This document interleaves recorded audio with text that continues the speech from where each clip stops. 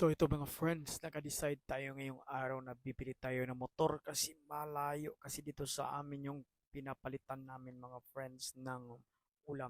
Kaya ito, ayan, nag-prepare na tayo maligo mga friends. Fast forward natin mga friends para madali yung istorya, hokus pokus mga friends. Doon muna tayo sa CR pero wag na lang sa CR mga friends kasi masama doon. Kaya ito, nilalapitan ko si Itoy dito, tsaka dito lang tayo sa labas maligo. Ayan mga friends, so i-fast forward natin para parang kingkoy-kingkoy yung dating. So ayan mga friends, upo tayo sa silya na mahiwaga talaga mga friends at binubo natin yung tubig sa ating ulo. Halawas iwas mga friends. Ayan, syakoy, bulakboy, astig, kismanoy, apyat mga friends. Ayan, so malapit. Ayun, tapos na mga friends. Ayun, dito na tayo. Ang bilis talaga ng oras, parang magic ko. Ayan, nakabihis na tayo mga friends. Pero bago yan, iinom muna tayo ng coke mga friends, pampawala muna sa mga wakas-pakas mga friends. So ayan, balik tayo doon. Ready to go na yan. Ayun, so nagpaktas-paktas na tayo mga friends dito.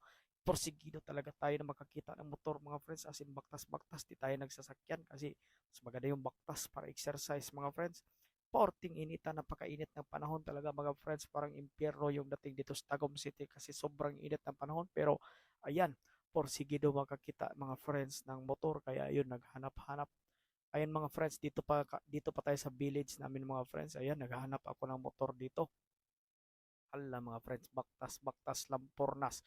Ayun, nakakita na ako ng motor mga friends. Kaya sakay na tayo dito kay Manoy Apyat number 2. Kaya ayun, video-video no. Kumuntik pang mahulog yung cellphone ko kanina mga friends.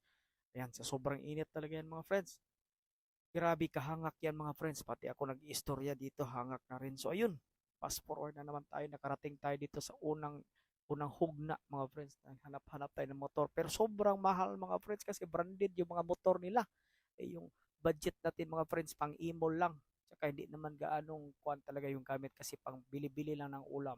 Yun lang, sakyan-sakyan. Kaya okay na kahit hindi branded mga friends.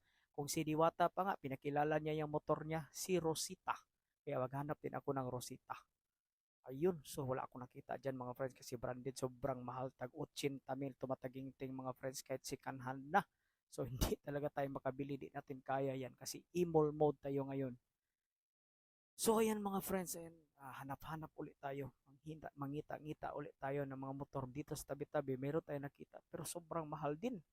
Dagan mag 50 mil mga friends. Matawag ta mga wat ano nga ng presyo ha. O pang imol raman nga presyo. So ito mga friends, nagsakay muna tayo ng motor.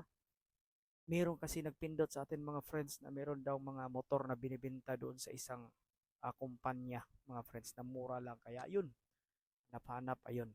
Ganda ito mga friends kasi nagsabi si Manong na meron daw mga mura doon. Ayan mga friends, istorya ko siya. So ayan, puntahan natin baka sakali na makakita tayo doon mga friends.